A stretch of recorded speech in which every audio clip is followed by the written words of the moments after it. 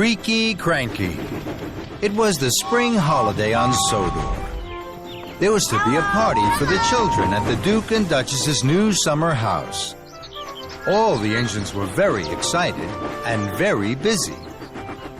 Thomas chuffed cheerfully into the docks. James and Henry were passing through. Good morning, James. Good morning, Henry. Where are you puffing to? I'm taking these straw bales to the summer house for the children to climb on. I'm taking wood to make a stage for the children's show and barrels of lemonade to drink. How wonderful. I'll see you later at the summer house.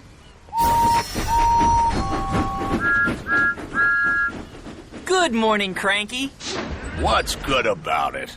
It's the Duke and Duchess's party day. Party smarty. I don't go to parties. I'm stuck here loading and unloading all day. I haven't had a moment to rest my hook. That load is for me. It's eggs for the children to paint. Hurry up, Cranky.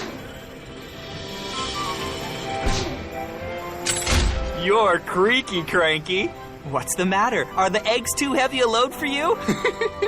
Cranky didn't like Thomas's joke. He didn't like being called Creaky. No, they're not too heavy for me. They're light as fluff. You're not strong enough to pull anything heavier than fluff, Tiny Thomas. That's why Henry and James have the heavy loads.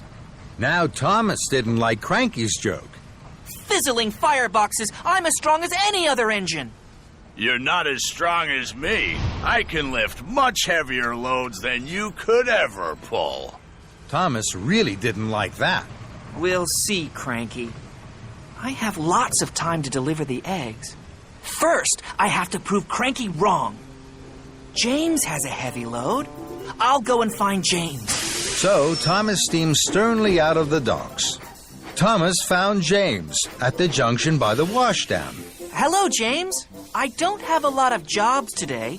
Shall I deliver your heavy load of wooden barrels for you? You can stay here at the washdown. Then you'll be perfectly polished for the party. James thought this was a very good idea. Thank you, Thomas. So James was uncoupled from the heavy flatbed of wood, and Thomas was coupled up. The flatbed was heavy. Huffing and puffing, Thomas set off for the docks. Thomas chuffed back into the docks. You again. What are you doing with that wood? This flatbed is very heavy. I'm sure you can't lift it. Cranky looked at the flatbed of wood and barrels. I'm sure I can. Cranky's hook swung low over the wood. Thomas watched and waited. With a creak and a crank, and a crank and a creak, Cranky raised the flatbed into the air. Thomas's boiler buzzed. Told you so. You're still creaky, Cranky. And you're still Tiny Thomas. That made Thomas very cross. I will prove Cranky wrong and still have time to deliver the eggs. I'm sure Henry had an even heavier load. I'll go and find Henry. So Thomas steamed stormily away. Thomas found Henry waiting by the coal hopper for his special coal. Hello, Henry. I don't have a lot of jobs today. Shall I deliver your heavy load of straw bales for you? Then you can wait here for your special coal. Henry thought this was a very good idea. Thank you, Thomas. So Henry was uncoupled from the heavy flatbed of straw bales, and Thomas was coupled up. The flatbed was very heavy. Huffing and puffing, Thomas set off once more for the docks. Soon, Thomas puffed back into the docks. You again. Now, what are you doing with those straw bales? This flatbed is very, very heavy. I'm sure you can't lift this. Cranky looked at the flatbed of straw bales. I'm sure I can. Cranky's hook swung low over the straw. Thomas watched and waited.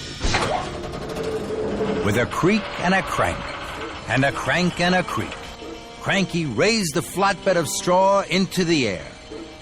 Thomas's funnel fizzed. Told you so. You're still creaky, Cranky. And you're still Tiny Thomas. That made Thomas even crosser. More than ever, Thomas wanted to prove Creaky Cranky wrong. He had to find the heaviest thing he could. Then, an idea flew into his funnel. Lift me, Cranky! Cranky looked at Thomas. He couldn't let Thomas win.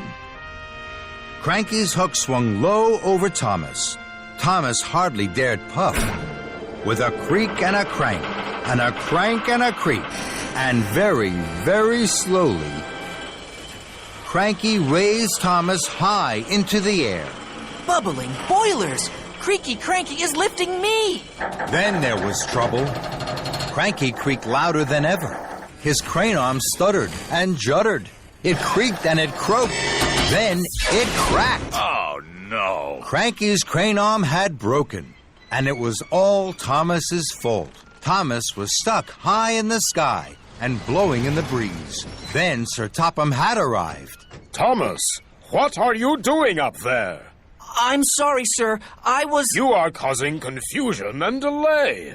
The Duke and Duchess have no wood, straw bales, or eggs. Now I see you have them all here. Cranky is broken, and you, Thomas, think it's a good time to try being a bird. The Duke and Duchess are waiting. Thomas felt very silly. Then Sir Topham Hatt looked at Cranky. And you're as silly as Thomas. Cranky crumpled. The shame to be as silly as a steamy. Soon, a workman had climbed up Cranky. Slowly and carefully, Thomas was lowered and landed with a jolt and a judder, just as Spencer arrived. Dear, oh dear, Thomas, what a mess. Little engines can get into very big trouble. Thomas felt even sillier in front of Spencer, but he knew now that being strong was only good if you were also really useful.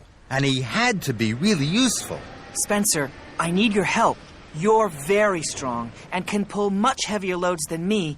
Will you take the wood, the straw bales, and the eggs to the summer house for me, please? It's my fault that Cranky is broken. I must put everything right as quickly as I can. Very well. Thank you. I'm sorry, Cranky. I know you're strong, stronger than me.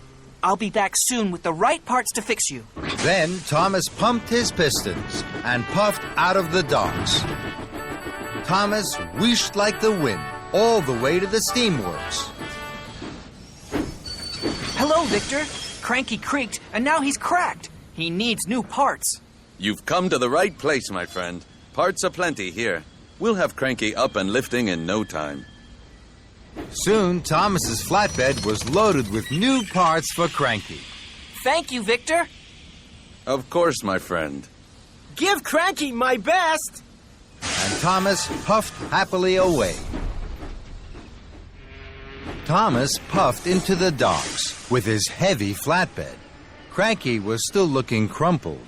Here you are, Cranky. We'll have you fixed in no time. Thank you, Thomas. That's a heavy flatbed. You know, you're not tiny. And you're not creaky. Cranky laughed, and that made Thomas laugh too.